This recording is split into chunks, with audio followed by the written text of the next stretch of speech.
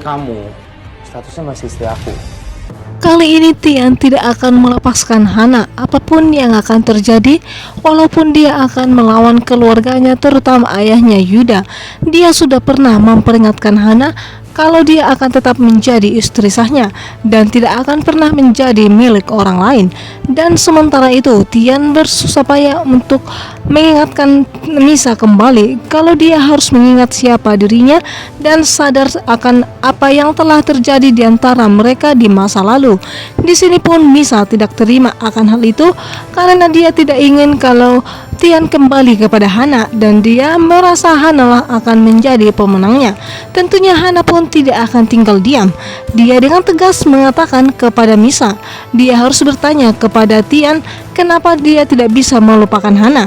Padahal Hana sudah pernah memperingatkan Tian agar melupakan masa lalunya dan bisa fokus kepada Misa dan juga Rehana putri mereka. Namun di sini pun Tian tidak bisa mengatakan apa-apa kenapa dia harus tetap mempertahankan Hana, namun tidak pernah mencintai Misa. Di mana kata-kata yang begitu menyakitkan bagi Misa sehingga dia pun terpaksa mengadu kepada ayahnya. Ini pertama kalinya Misa mengadu dan telah jatuh cinta kepada Tian. Tentunya Robi ayahnya Misa tidak terima kalau putrinya akan dicampakkan Tian begitu saja. Tentunya dia tidak rela kalau putrinya Misa itu akan menjadi gelandangan jika suatu saat nanti Tian meninggalkan dirinya. Robi yang akan menghalalkan segala cara agar Misa tetap berada di keluarga Yuda, karena Robi mengetahui kalau keluarga Yuda itu begitu sangat berpengaruh kepada putrinya dan juga kepada perusahaannya sendiri. Sementara itu pun dimana Hana pun mendapat lagi teroran yang dari orang yang tidak dia kenal. Bahkan sampai detik ini pun Hana belum mengetahui kalau ternyata orang itu disuruh oleh ibunya sendiri. Dan dia seandainya mengetahui itu akan tidak menyangka kalau ternyata mamanya sendirilah yang menghancurkan hidup anaknya sendiri. Namun di sini pun ibunya sudah pernah memperingatkan Hana agar tidak mencari keberadaan putrinya dan sudah pernah mengingatkan kalau dia telah berjanji kepada ayahnya agar tidak berhubungan dengan Tian lagi, anak dari Yuda, musuh bebuyutan keluarganya sendiri. Sementara itu lagi dan lagi pun Nathan datang menghampiri Hana dan memberikan perhatian dan meyakinkan Hana kalau dia akan menerima segala sesuatu tentang Hana, terutama masa lalunya bersama dengan Tian. Namun Nathan tidak mengetahui kalau ternyata Hana itu adalah suami istri bersama dengan Tian dan bahkan mereka pernah memiliki seorang putri.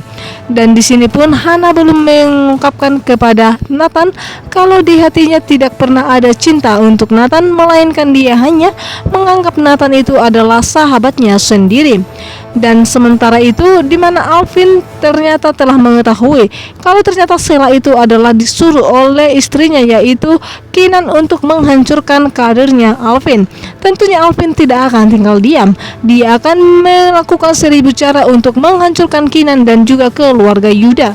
Dan di sini pun Kinan begitu sangat terkejut ketika dia telah mengetahui kalau Sheila ternyata disuruh oleh Kinan. Dan di sini pun Kinan langsung membuat Sheila tidak sadarkan diri dan langsung mengatakan kepada Alvin dia akan membuat cara apapun untuk bercerai dengan Alvin dan akan menghancurkan hidupnya.